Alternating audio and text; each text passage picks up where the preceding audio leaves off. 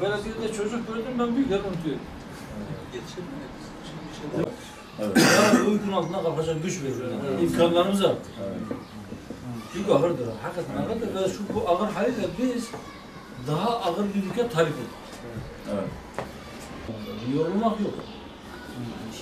Yani biz rahatımızdan vazgeçersek biz yarınları inşa ederiz.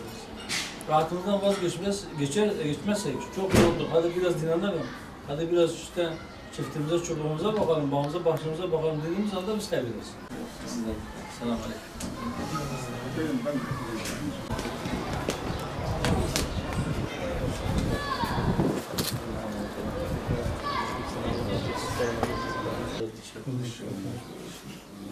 Berbat bir şamana bakmayın. Cevat Şık.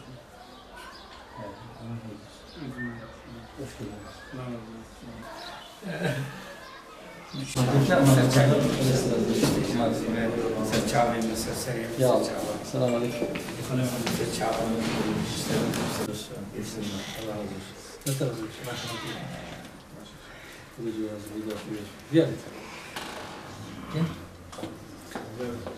Selamünaleyküm. Nasılsın? İyisin inşallah. Allah razı olsun.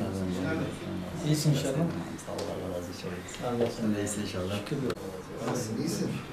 Tanıdın. Allah'ım Allah muvaffak etsin inşallah. Haydi ve Allah'a emanet olun. Sen abi. Ağzına sağlık. Güzel.